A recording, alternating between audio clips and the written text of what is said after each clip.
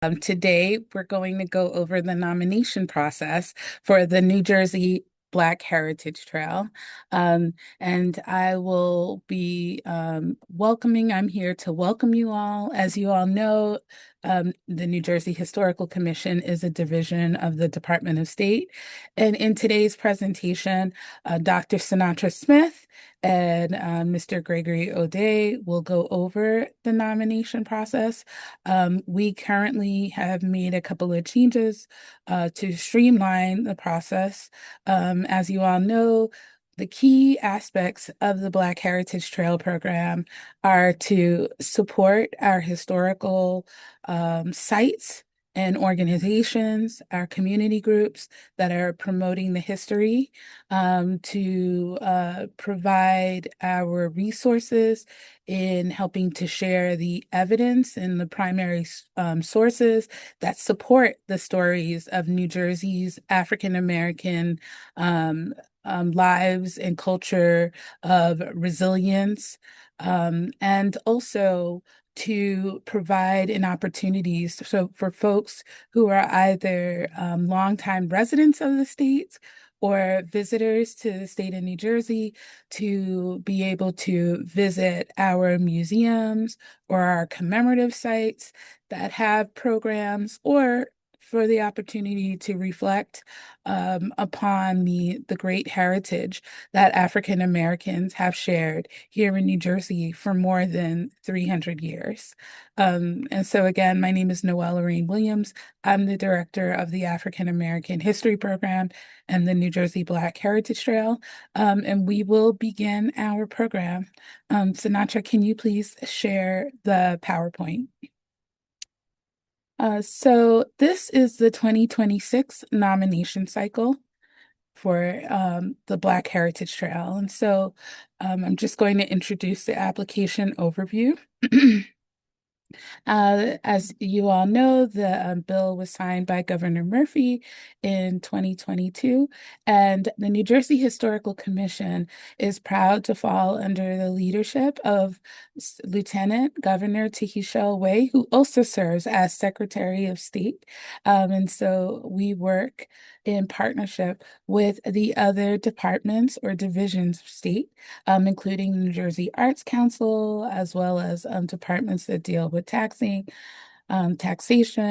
voting, and other of our essential services on what it means to have community vote, create advocacy, engage in history, and engage in culture, and other resources that the Department of State um, provides as a way to facilitate the lives of our New Jersey residents.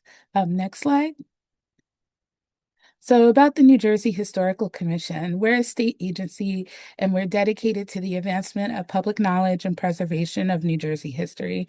We were established by law in 1967, and our work is founded on the fundamental belief that an understanding of our shared heritage is essential to sustaining a cohesive and robust democracy. And so we believe that we just don't learn history or heritage for just the sake of learning new things, but that it is essential that we understand these aspects of our history and heritage, and that is how we empower our democratic process.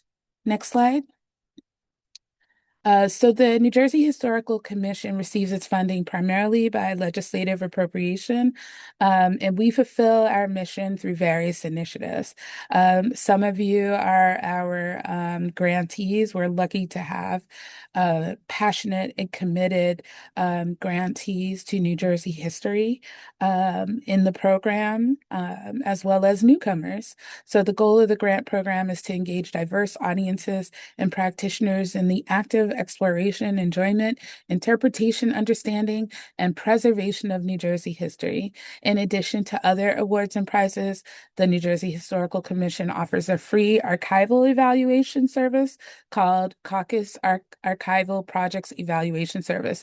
And we're actually conducting a survey currently that you can find on our website, history.newjersey.gov, and where we are getting feedback on these services that we provide. So if you do work with archives or you just want to give feedback, please visit our website and please engage the survey. Next slide, please. So today, you will also hear, as I indicated earlier, from Dr. Sinatra Smith, our project manager, and Mr. Gregory Odey, the assistant project manager of the New Jersey Black Heritage Trail. The work for the New Jersey Black Heritage Trail started with the bill signing in 2022. And so in the bill, it indicates we will promote awareness and appreciation of Black history, heritage, and culture, and that we will highlight Black heritage sites through historical markers and a trail-like path that connects the stories of Black life and resiliency. Next slide. And so we're seeking to encompass as many New Jersey Black heritage sites as possible. So one of the things that's essential for this Black Heritage Trail is that it's not just a top-down trail, so that we here at the commission determine what the sites are.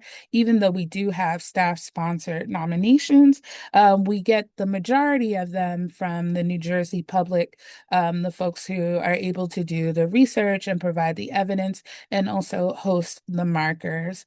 And so we have varied themes, including arts, culture, historical, entertainment, themes. And also one of the goals that the foundation and the secretary indicated for this project is also to bring folks in so they can engage other Black heritage sites and other items of tourism so that one may visit the Charles Moose Stadium in Paterson and learn about Black baseball heritage, but also visit the Great Falls, which is right across from the museum.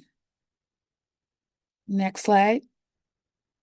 And we also have a range understanding, a range of ideas or understanding of periods. So it's not with the Black Heritage Trail that it starts before, say, 1960, but that we're also, if people are able to provide the evidence and historical research, able to provide more contemporary markings or approve nominations, our committee can approve those nominations as well of more contemporary movements such as Black Lives Matter or other movements that are more contemporary to the period. Though we do not have a Black Lives Matter marker yet. So in 2023, we had a series of community input meetings. Here are some of our folks from Cape May and Jersey City, as well as Elizabeth and Camden. Next slide. We have a great advisory committee. You can find a list online.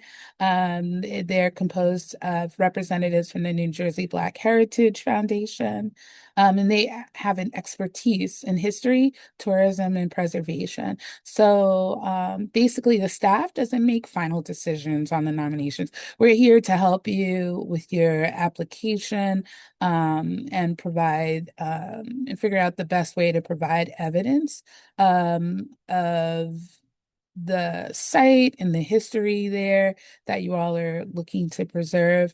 But it's actually our advisory committee that makes the final decisions on the information that we present. Next slide, please. Okay, so at this juncture, I will call Mr. Gregory Odey, our assistant project manager, and he'll present on this next part of the application process. Thank you.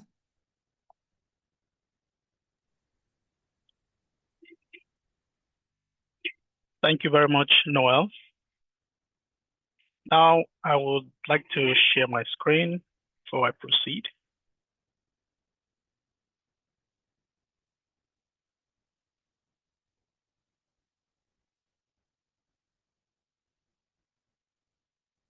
Can you see my screen? Yes. Great. So thank you everyone once again for joining us for this information session of the application process for the New Jersey Black Heritage Trail. Before I start, I'd like us to just note that we have, as the program continues, we continue to modify the application process to make the process very user-friendly and also ensure that nominations are submitted freely without any technical hitch or any impediments at the end of the day on the part of the nominators. So we have now modified the letter of intent, which we had initially in the first and second cycles of the nominations. Now we have an application worksheet, which has a different framework from the letter of intent.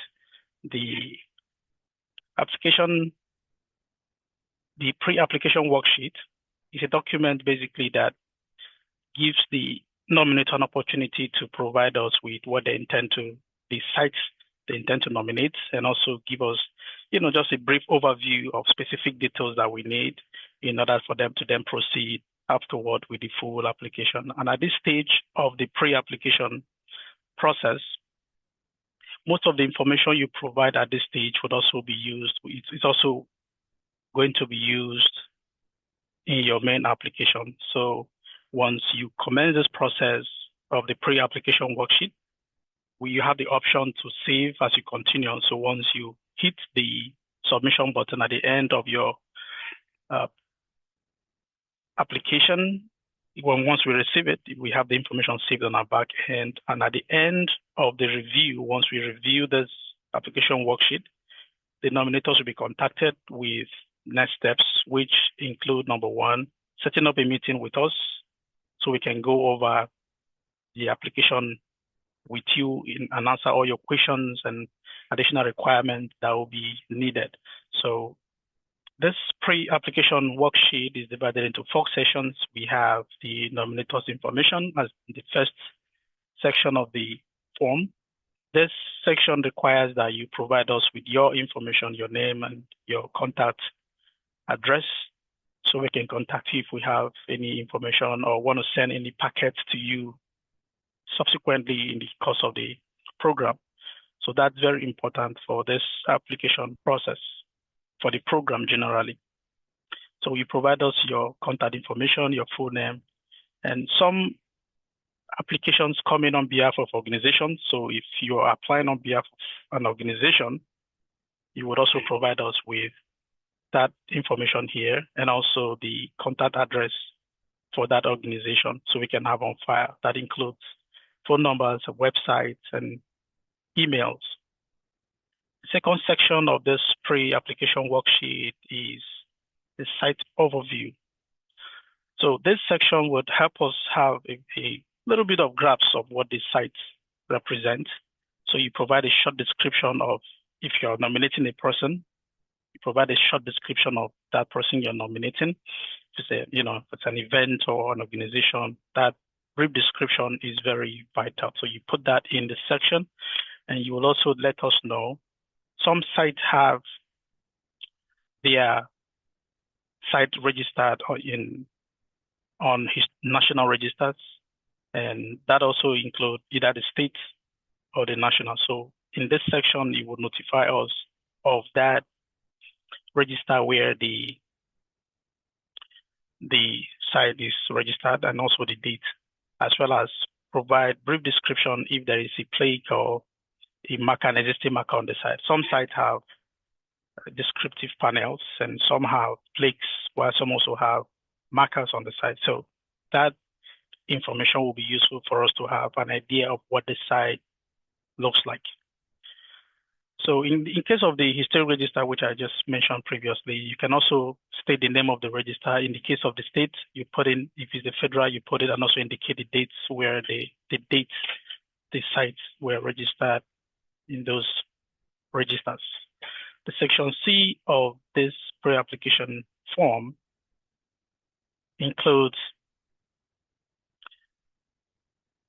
giving us an idea if this site is accessible, for the public, and what kind of Black history interpretation is already happening there at the site, and also information with the audiences, so it's also very important. So in this section, we will require that you select any of the options that apply to that site. If there is a permanent exhibition on Black history at the site, if there's a rotating exhibition of Black history on the site, are there outdoor interpretative panels? Is the panel ADA compliance? So you can check the requirements to determine if those comply with ADA compliance. The requirements are here on this link. Is the site publicly accessible? Are there restrooms? So you can just select any of those items, one or two, as many as possible that apply to that site. Section 2 is also a requirement you also fill.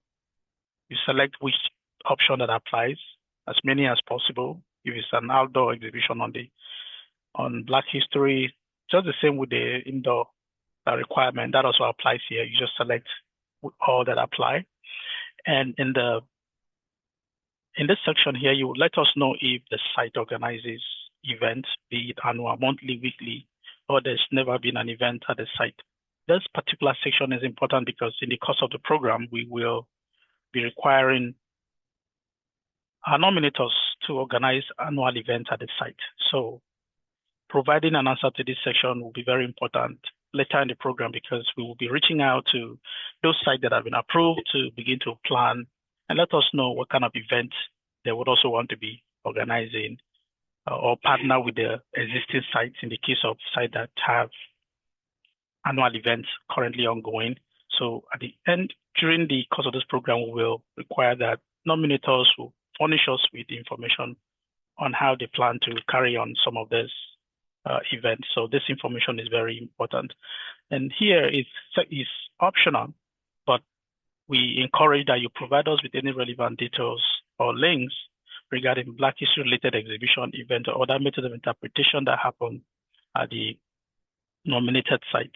So that is also very helpful, because we have a list of sites. We have a list of Black history sites that we advertise. So this information will help us to continue to promote some of those African American events at those sites.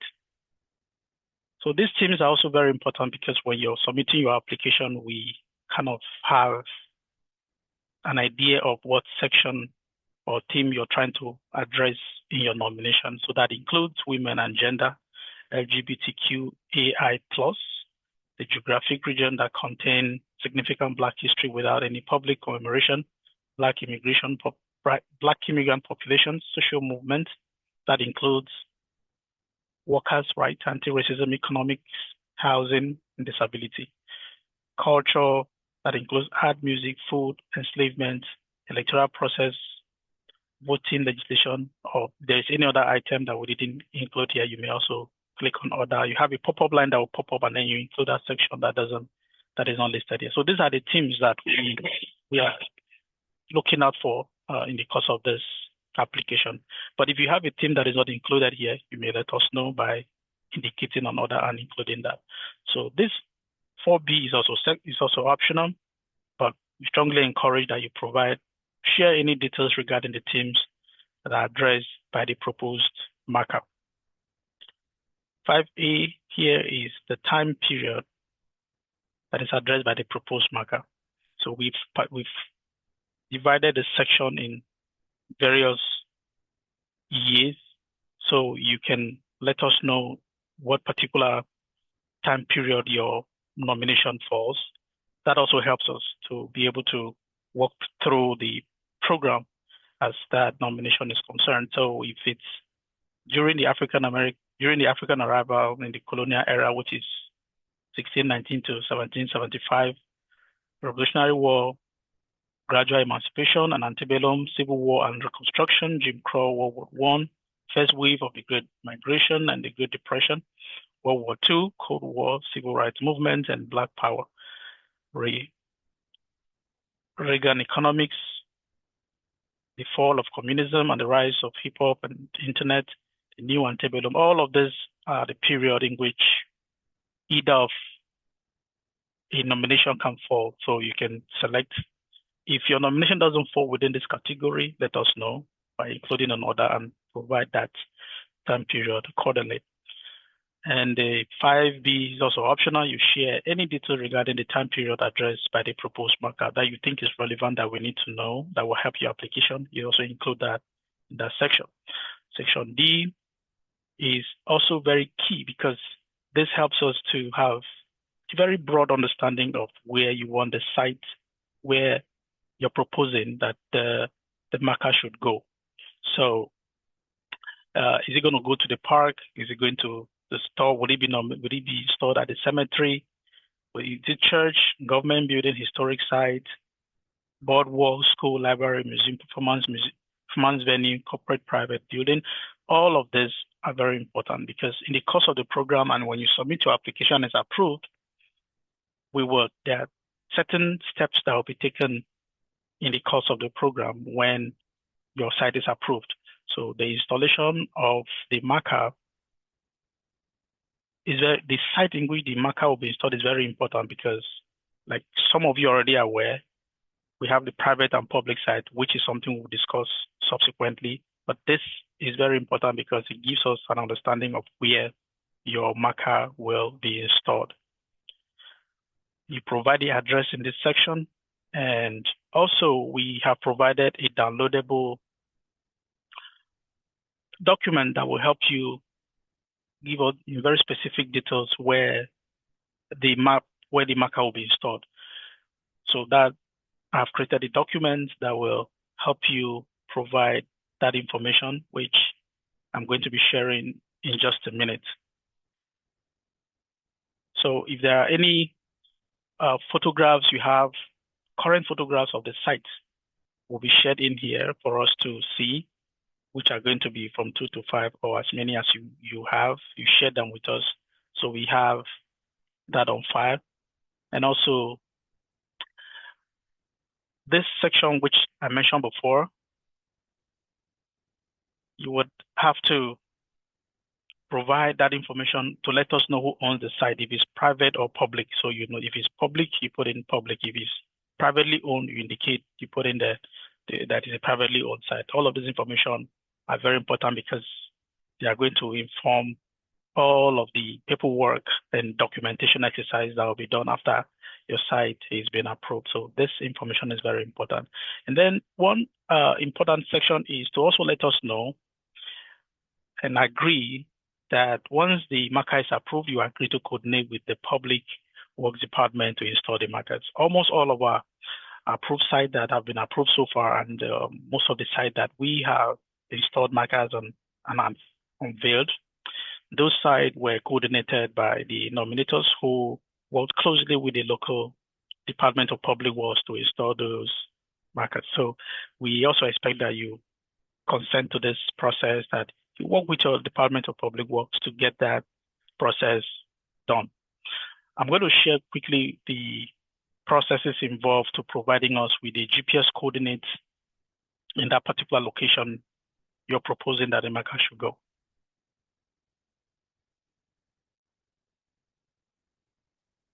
To share in that moment.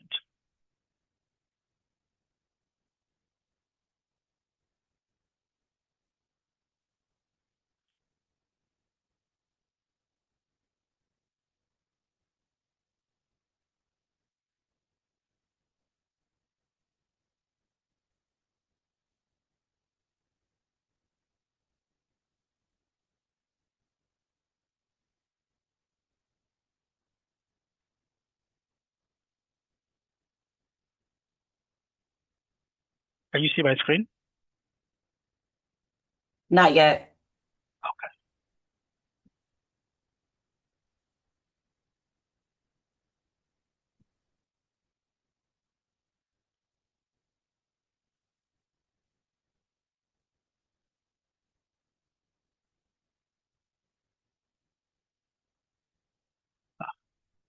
sure why it's not showing. Okay. Should be up in a minute.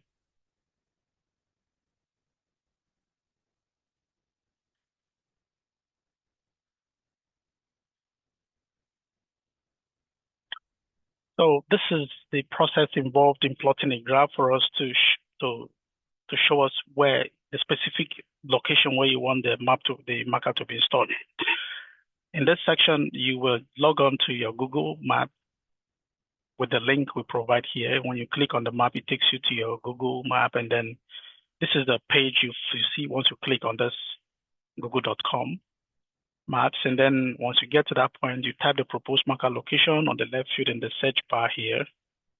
Once you type that in, it gives you this window, and then you see this drop in here will be the exact spot of the address you put in that address bar, and then you see when you take your mouse to that drop in and point to it, click on it, you see the GPS coordinate pops up.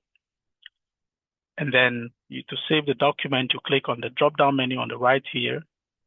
This three dots is going to bring down a drop down menu, and then you click on print. From the print window, you click on save as, and then you can save that in your document, after which you go ahead and also attach it in the course of the you attach it in the pre-application worksheet. So I'm going to go quickly again back to the application form. Once you submit your application, the pre-application worksheet, and we receive it, we review that almost immediately within 24 hours, and then we'll get back to you on the next steps. We will respond to that application and provide you with the link to schedule a meeting with us. And during that meeting, we will answer your questions and also provide additional guidance on how to proceed with the application. And if you have any issues with providing the requirements for the application, at that point, we will help to clarify and also assist in any way possible we can to ensure that you have a smooth application. So I'm going to share the main application form. So once we send that to you, once we send the confirmation link to approve your pre-application worksheet, we will send you this main application form of the application. Then you begin the process. But recall that I noted before in the beginning of this presentation that when you begin to complete the pre-application worksheet, everything you put in there will be saved. So that means that if we send you the link to the main application, we are sending you an extension of your application. So everything you saved initially would also be here in the link we'll be sending to you. So that means those sections you completed will still be here. So you wouldn't need to come back to repeat what you already provided. So the application form would then be an expansion of the pre-application worksheet. So most of the items you provided initially may not be required at this point. But if you have any changes that you want to make, maybe a change of address, or you want to change the nominator's information, or you now have someone else that may want to be the contact person for the site, at this point, you'll be free to make those changes in this application form. And then, as well as changing the organization, if you want to change your mind in terms of nominating on behalf of an organization, at this point you can also make all of those edits. But in the application form, there are very key elements that are they're different from the pre-application worksheet. In this section, the reference section is what you may not have seen in the previous application worksheet, but it's here in the application form because at this point we want to get as many details as possible for your application. But I'm not going to dwell so much in this section because my colleague, Dr. Sinatra, is going to elaborate more on this reference section, which requires primary and secondary sources. So I'm just going to skip that section, and I'm also going to skip the historical narrative section.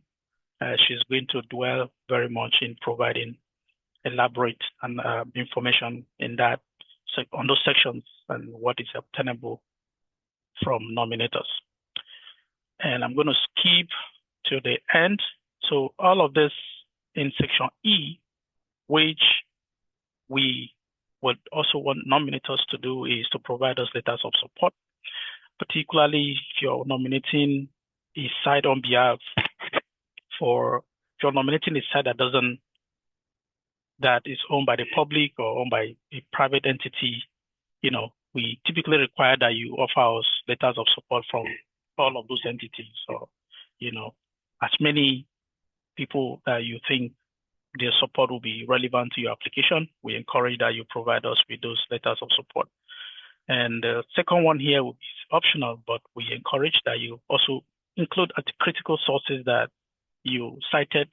Some of the sources you may have, you think you would have included from the primary and secondary sources that wouldn't go in there, maybe by virtue of the fact that there is no provision for attachment of the files in those sections. You can bring them here and upload as many as possible here to support your application. And the last one is that you are always going to be saving your application as you progress. So when you save, you can come back to it at any time and, and save. You can work on your application within, as you go, you work, you save it, you come back to it. And even if you submit it, you can always reach out to us and let us know that you submitted the application, but you want to rework on it. We can always work with you to make sure you have it done the way you want. So if there's any link for any resources that you want to also share with us, you can include the link in this section so we can have that on file. Thank you very much. If you have any questions, we will be happy to address those questions during the question and answer session. Thank you. I'll take it back now to Dr. Sinatra to take on from there. Thank you.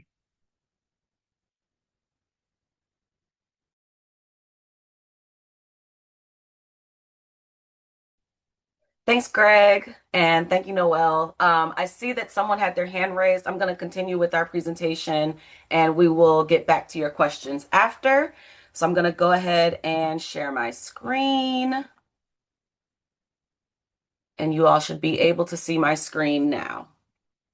So I'm going to, as Greg noted, go a little deeper into the application overview.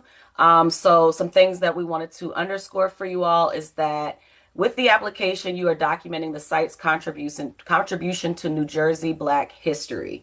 And with that is a requirement for at least 3 primary sources and at least 3 secondary sources, 5 historical narrative prompts with citations to answer 3 of the 5 questions, and the other 2 do not require that. I'll go into much more depth in a moment. And then the last piece is to provide up to 50 character marker title and 615 character marker text in your nomination.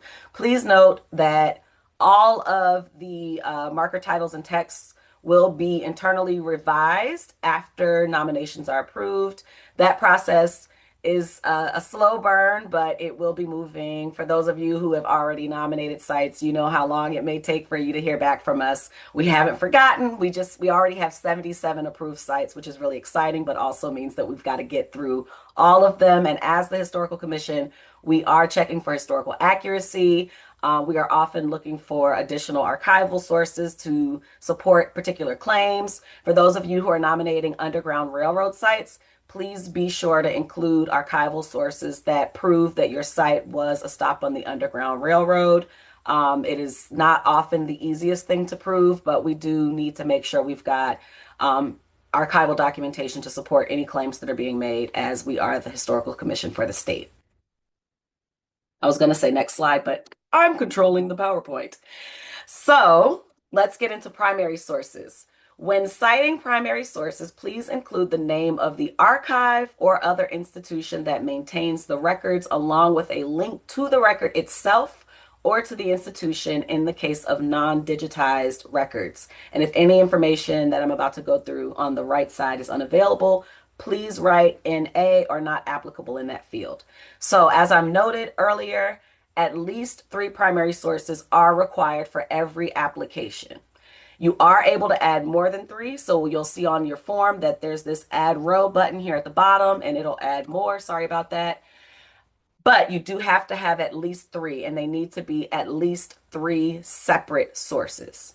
So you're going to put in the title of the source, The creator of the source, which if you're thinking of secondary sources, which we're sometimes a little bit more familiar with, it's similar to the writer or the author, but in the archival world, it's referred to as the creator. The creation year, secondary source world, it's the publication year, but in this world, it's when was that document created, 1856, 1972. The archive that you pulled it from, Rutgers University Libraries, the New Jersey State Archives, wherever it came from, please put the name of the archive there. And then again, either a link that takes us directly to the source. If you're looking at digitized records, you'll need to pull the permalink, not the actual link that's in your search bar, in your web bar on your screen. There should be something that says permalink, and you're going to copy that and put it into this website field. If it is not a digitized source, please just put a link to the archive. We know that not everything is digitized. There's a lot of push to get archives digitized these days, but we still have some records that you have to look at physically. As I noted earlier in the chat, if you are looking at a physical record, please take a picture of it. There's never any issue with that at archives. You're able to take pictures of them, and you can upload it toward the end of your application. It's really, really helpful for us because when we go back to revise marker text and to develop web page text, and for some sites a virtual museum experience, it's really helpful if we've got either archival materials to use in a virtual experience, or if we just are looking for additional information to prove something as we're editing marker text, because we do go back through and figure out, well, where did this information come from? So again, you have to do at least 3 of these, and you are welcome to add rows if you've got more than 3 sources. When it comes to the primary sources, please include the name of the publisher and either a direct link to the source or a link to an online retailer like bookshop.org, Amazon, or the publisher or the press. If the resource is not available online, again, if any information is unavailable, please write NA or not applicable in that field. As you'll see throughout this, these are all required fields, so you do have to put information in there. So we've got the title, the author, the publication year, and the publisher. Those are pretty straightforward.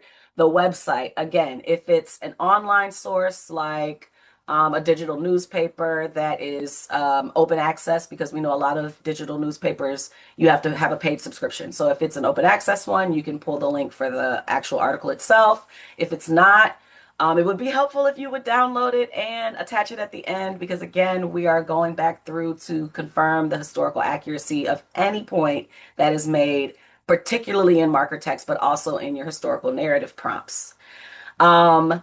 And then if it's not a digital source, let's say you've got a physical book, just put a link to either Amazon or bookshop.org where you purchase the book, or to the book on the publisher's website or the actual online press.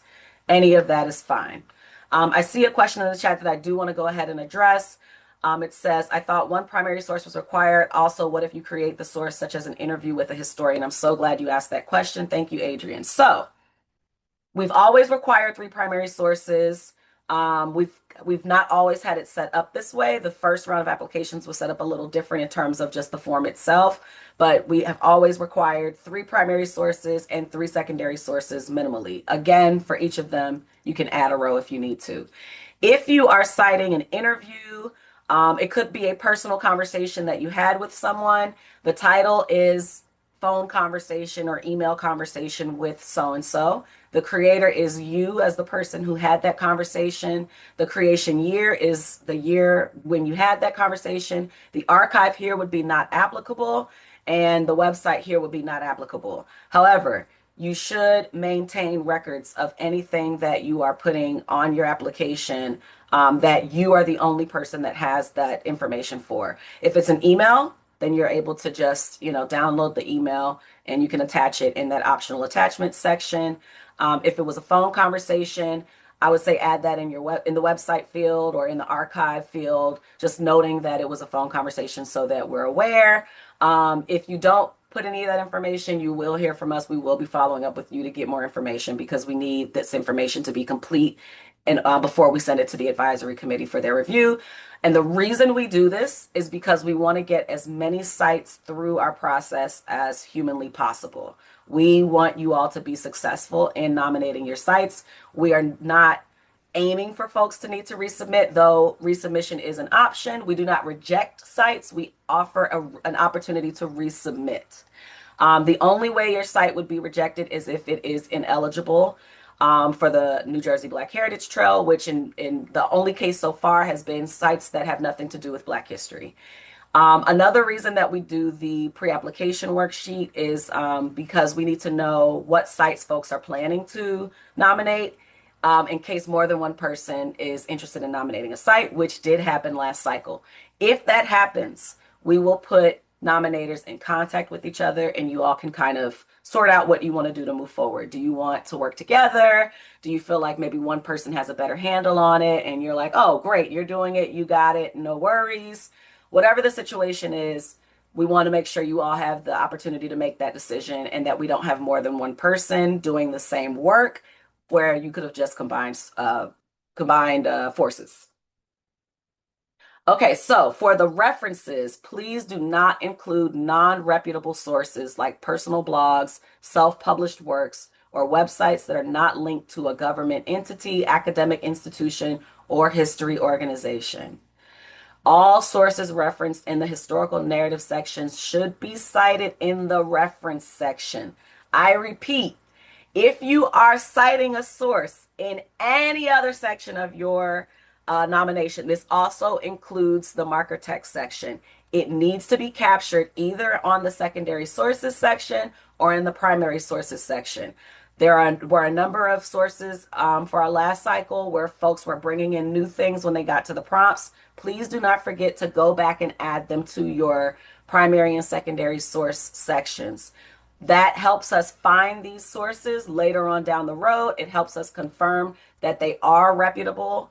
It helps us if someone else is looking for a citation for something and you've got it in your application. It just, documentation helps the world go around, right? We're not trying to gatekeep information. We want to make sure everyone's got access to it. We're not going to put your application on the website, but if someone is looking for a source and you've got that information in your application, it's really helpful if we have all the information. So if you add it only to the narrative, then we don't know where you got that information from and we don't want to guess, right?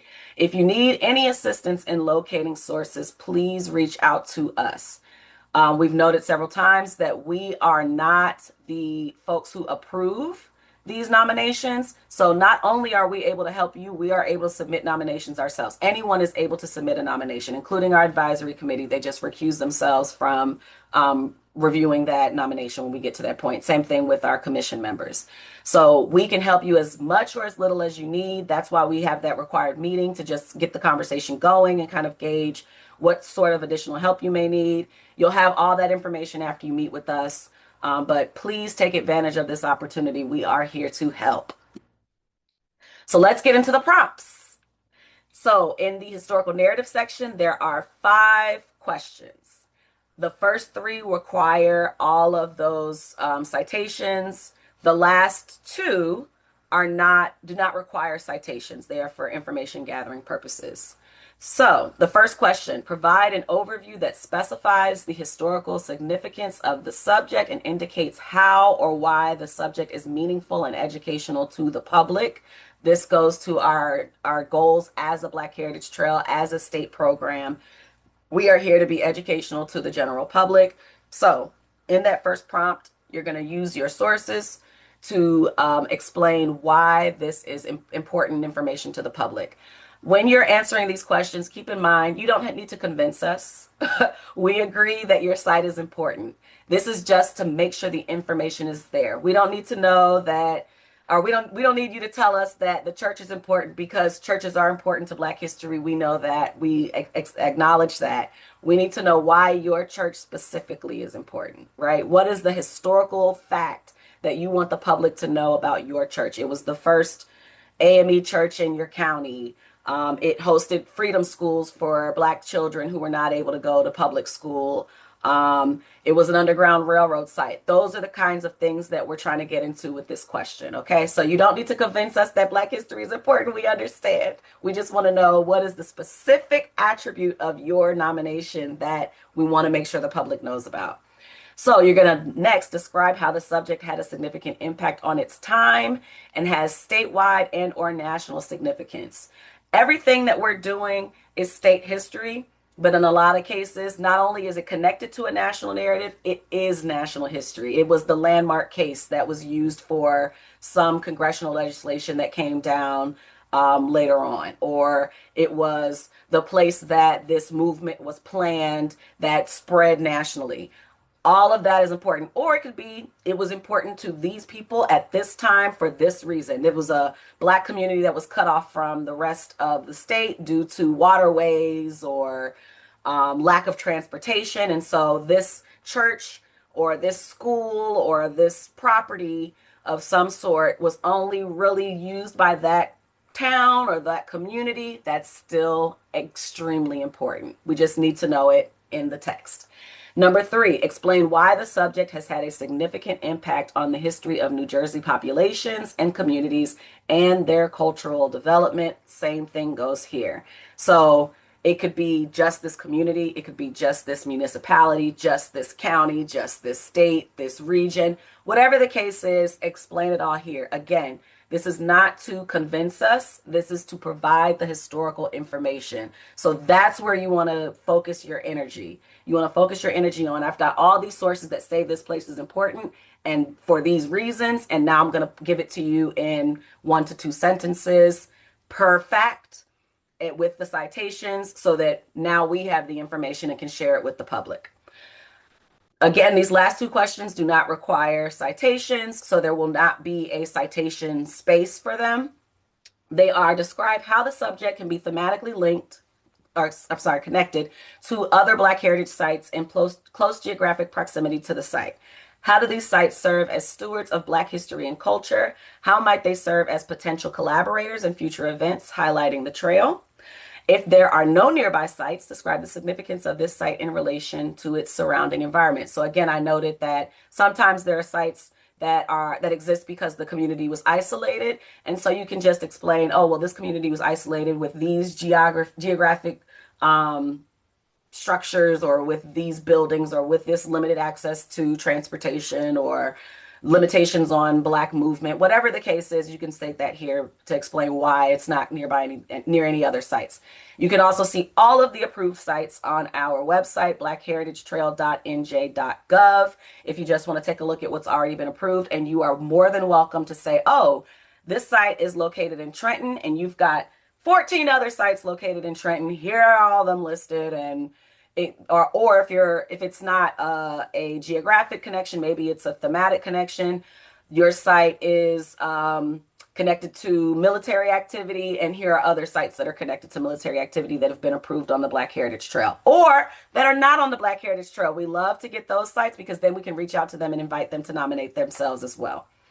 The 5th question is describe any existing walking or bus tours that your site participates in collaboratively with other organizations. Again, this is for information gathering purposes only. If you do not have any existing walking or bus tours, no worries. Just say that you don't have any. It will not disqualify your application or anything. It's just so that we have that information because we like to share as much information as possible with the general public through our newsletters and social media posts and on our website so that folks actually come to your sites after they've been approved, right? That is the whole point of our trail, is so that people come and visit these sites, see them live, direct, and in person, and get more information when they arrive there, if possible, right? Sometimes there's a museum or a library nearby, or there are interpretive panels or something. There might be already existing there so that folks who are interested can dig a little deeper. So for each of those first 3 historical narrative prompts, you are going to see a structure that looks like this. In this field, cite the sources with the last name of the authors or creators, comma, the 4-digit year, comma, the page number if available. If there's no page number, you can skip that one. If there's no year, just put no date, ND. I've got some, do I have examples? Yes, I have examples down here. If you do not know the name of the author, please use the name of the archive or publisher: Rutgers University Libraries, New Jersey Legislature, Mercer County, PBS. I saw someone asked about that in the chat. As long as it's a scholarly source and there's been some layer of review to confirm that this information is indeed true, it does count as a scholarly source. Blogs from scholars also do count as scholarly sources. I'll get into that in a moment. If you do not have a date for the source, please insert ND in place of the 4-digit year. Each reference should be separated by a semicolon. So you'll see that in the text here, the dummy text that's included here: author, year, page number, semicolon. Author, year, page number, semicolon. Although I don't have the commas in there. The commas don't matter. The semicolon is very important because that's how I know it's a separate source. You do not need to put more information than that in there. You do not need the title. You just need to put the author or the publisher or the creator or the archive, the year, and the date. And that will point us to the secondary source and primary source sections, and we'll be able to see the full citation there. Again, please note that sources are not required to answer prompts 4 and 5. So all you'll have is the historical fact. You will not have you'll have a text box, excuse me. It won't be set up like this. For each of the first 3 questions, you want to include at least 3 historical facts. Again, you can add rows if needed, and you only need to put 1 or 2 sentences. And this is the meat of your nomination. This church is important because these are the 3 reasons this church is important, or the 3 points that connect to the significance of this cemetery or burial site, right? This is where we get the actual information. I think that's all I need to say there. So let's get into the proposed marker text section. So this is this is the last section that Greg didn't review when he went through the application because he knew I was going to do it. So the marker title can be, I'm sorry, it says 670 there. I will update that. The marker title can be up to 50 characters, and that does include spaces. The marker text can be up to 615 characters, and that does include spaces. On the form, you will not be able to get past those character maximums. So we do encourage that you write everything on a Word document or Google Docs or Notes or whatever platform you like to use, so that if something happens to the form and it disappears, which we had a lot of issues during our last cycle, all you're doing is copying and pasting, and it's not that big of a deal. Worst case scenario, you reach out to us, let us know you have not been able to get this form to work for you, and we will schedule a meeting with you, and we will sit there and figure it out. If it comes down to us copying and pasting it for you, we have done that. It is time consuming. We do not want to do that for every site. So just please, Word document, Google Doc, Notes, OneNote, whatever it is that you use, have a backup version of your document and save it in multiple places. Computers crash, flash drives break, external drives, you can drop them and they can fall apart. Ask me how I know. So make sure you've got multiple copies of this really important information so you don't have to do it all over again. So this is also an image of a historical marker. It is the first one that we installed down in Cape May at the Franklin Street School, and pictured here is one of our nominators for Macedonia Baptist Church, which is located right around the corner from this building, Linda Towns, and with her is Adrian Rhodes, who's been active in the chat, who was a nominator from Haddonfield, who visited this and took a picture, and they gave us permission to use it. And it has the wrong caption. I'll update that as well. So you're able to see exactly what the historical marker looks like. You'll also see that right here, there is a vertical plate that is attached to the pole. This vertical plate has 2 QR codes on it. One takes you to our website, and the other one takes you to the virtual museum experience that has been created by our team for this marker. Not every site gets a virtual museum experience, and that is okay. If your site has further interpretation, it's not necessary. People can go in and view the archive or talk to someone and get more information. But we do have, this is not a good example of this, but we do have a lot of sites where nothing exists anymore. It is just the marker. For those sites, if there's no website, there's no building, there's nothing for a visitor to get more information, we do want to have that virtual museum experience so that there can be more information provided to visitors so that they can dig a little deeper. And we're really hoping that School programs will come, library, folks who are doing research in libraries will come, churches have already started coming. It's really exciting. And then turn these into projects, right? Turn these into history projects. So there's only so much you can do in 615 characters on a historical marker, but there's a whole lot more that folks can get into once they dig deeper.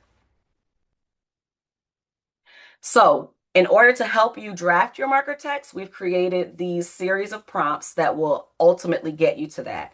So prompts 2A through 2C will guide you in drafting your marker text. The structure is similar to that of the historical narrative section, in which you are asked to state a historical fact in 1 to 2 sentences with source citations.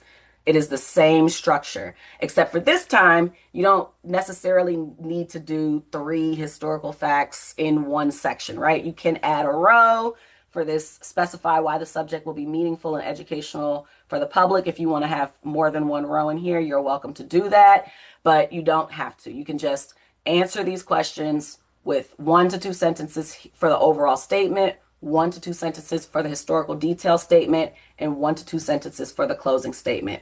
So essentially, you want to think about this as your headline, right? Your marker title is your headline. Why would someone stop and read more? That marker title is going to tell them what is the overall significance of this place. Is it about Black labor? Is it about being the first church to do something? Is it a roller skating rink that created Jersey club music? That's one of our approved sites from our previous cycle. Whatever it is, you want to catch folks' attention, right? Then your first sentence, you want it to keep their attention. What am I here for? What am I reading?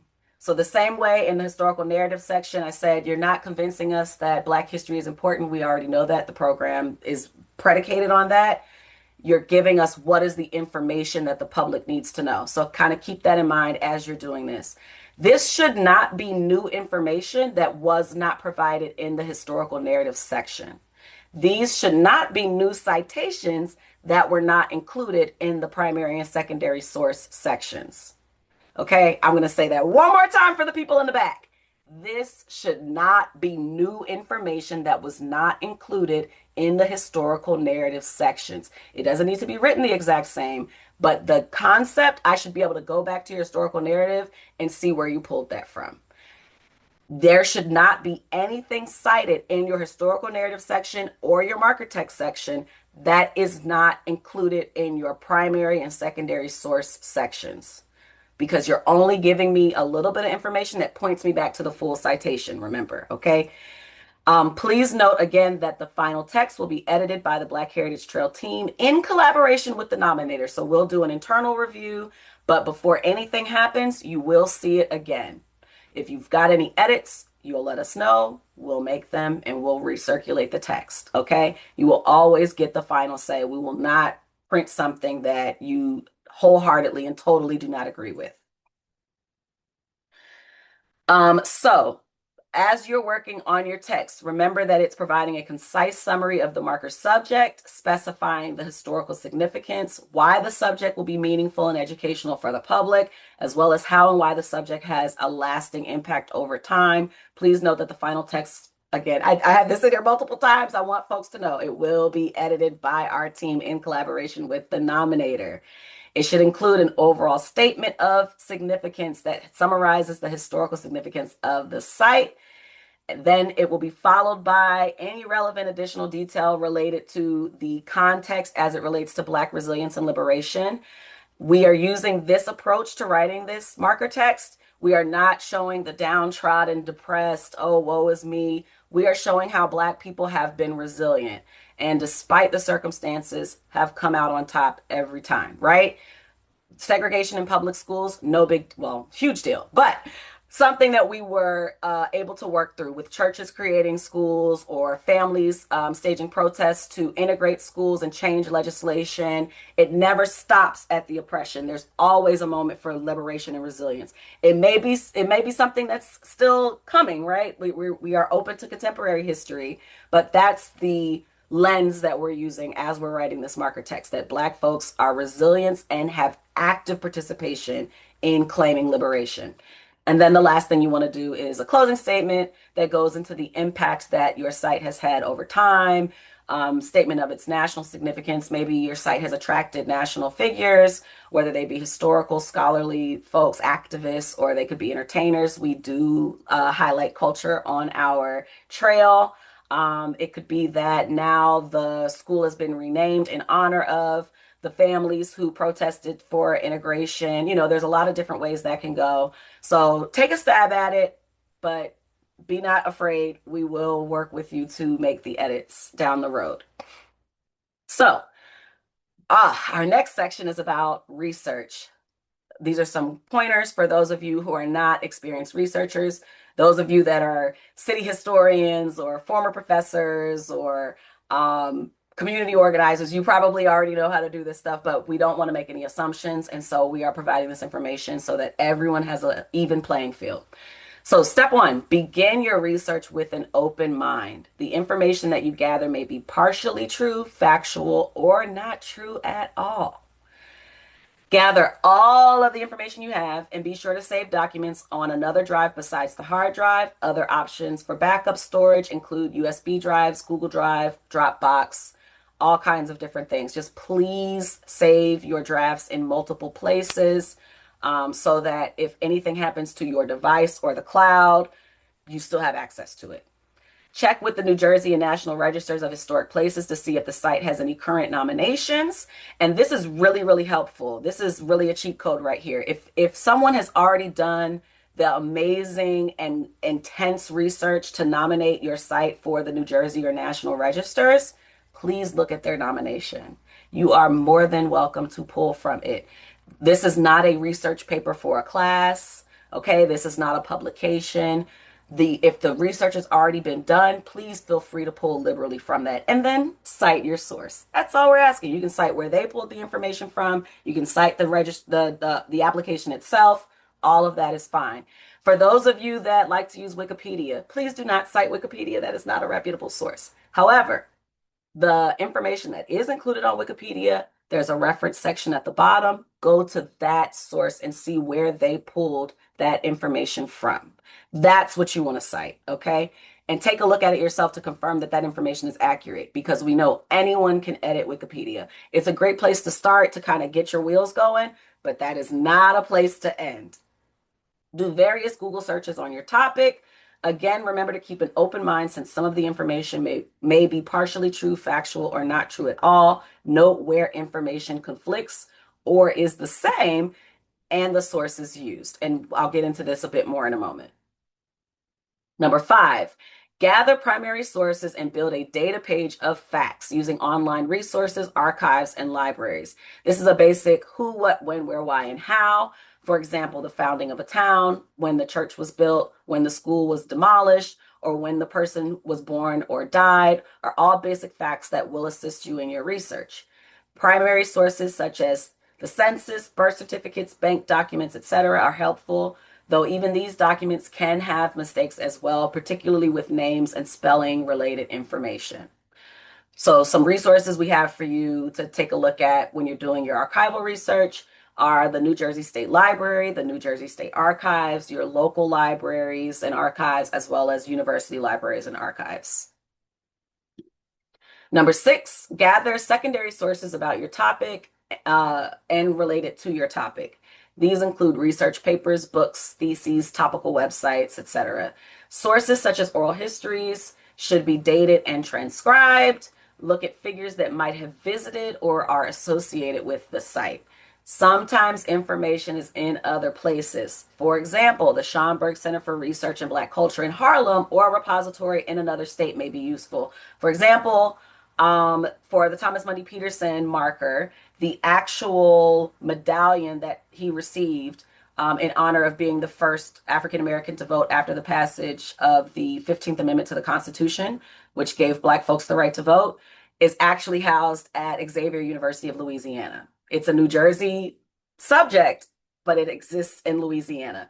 The National Museum of African American History and Culture also has a lot of information about Thomas Mundy Peterson. He is a national figure, so it only makes sense that his information would be housed in other repositories nationally. So as a result, please make sure you are checking beyond just New Jersey or beyond your county or whatever, right? There may be other information located in other, especially national archives like the Schomburg, like the National Museum of African American History and Culture, like other universities outside of the region. So examples of primary and secondary sources. So primary sources include original official records and sworn affidavits based on eyewitness accounts, diaries, journals, and autobiographies, authenticated narrative accounts by eyewitnesses to the event, like oral histories. And please consider factors impacting the reliability of primary evidence, like the credibility of an informant and their reputation for honesty, probable bias, or ulterior motives, and mental capacity. This might be the case if you're looking at a police record, right? They're going to put I'm a state employee, I'm going to keep that in mind. They're going to put their version of the facts, and their version of the facts may not be the full truth. And it may include bias for a particular purpose. So you want to keep that in mind as you are reading. So just please be a critical thinker as you're doing your research. Secondary sources include newspapers reporting on historical events in the past, scholarly publications based on the author's research, and biographies or other secondary accounts, right? If I'm writing about myself, that's a primary source. If someone else is writing about me, that's a secondary source. So when we get to newspapers, because that can sometimes be a little complicated, a little tricky, on your screen, you'll see that these are newspapers that are covering something that happened at that time. The first one was published in 1859. The second one was published in 1842. These are covering events that happened at that time. These would count as primary sources. If, however, you are looking at a newspaper from 1974 that's referencing something that happened in 1874, that would be a secondary source. So just consider, is this source covering something that happened at a contemporary moment, or is it reflecting back on the past? That will determine if it's primary or secondary in most cases. Also, again, there are digital and online archival resources that have already been scanned and are available for public use. And you can just, like I said earlier, put the permalink in the website field and we'll be able to get directly to those sources. But there are also physical archives that have not been digitized yet, and so you'll need to go there and physically view the materials. Again, please take a picture. You can snap it with your phone. Doesn't have to be super high quality. Though we may reach out to the library or archive itself and say, hey, can we get a high quality, high resolution image of this because we want to use it for something on social media or something like that. But for the application purposes, we don't absolutely need that. Though if you're able, highly encouraged because it helps remove that second step down the road. So let's take a look at a case study. Earlier, I mentioned that your sources might contradict each other, right? So we've got 3 sources on the screen here. The middle one is a blog from a scholar. Remember, personal blogs are not considered scholarly, but a blog that is from a scholar has likely been, and they're portraying themselves as a scholar with their credentials, maybe with their CV on their blog. They are not doing this without doing the research first. So just keep that in mind as you're looking at blog posts. Again, always keep a critical eye. When you're looking at New Jersey State Legislature, if they have a blog, that is also fine. You can use that. These government agencies are not putting out information that hasn't been vetted, or at least they shouldn't be. If you find that things are contradicting each other, please note that, right? So on the far right, this source is from New Jersey Spotlight News, but it actually has some inaccurate information. This is not a critique on New Jersey Spotlight News. This is just for the purposes of this example. This is why you need to get more than one source that confirms the information that you're trying to put on your application, because you may find that someone says something completely different. And so you've got to use your critical thinking skills to figure out, okay, what is the truth here? And the best way to do that is to get a primary source. That is always helpful. And for anyone making any Underground Railroad claims, if I haven't said this already, you have to have a primary source to confirm that this was indeed an Underground Railroad site. We don't want to rely on hearsay because a lot of sites claim to be and may not actually be. So we do require a primary source for that. Anything with the superlatives, the first to do something, the oldest something, we need a primary source for that as well. Okay. So that is the end of the presentation. If you have any questions, please feel free to reach out to us. Our email addresses are listed here. They're also on our website. We also have a main general inbox that we check regularly. Please know there is a human on the other side of the NJ Black Heritage Trail email address. And if you would like to join our mailing list, I'll drop this in the chat after I stop sharing the screen.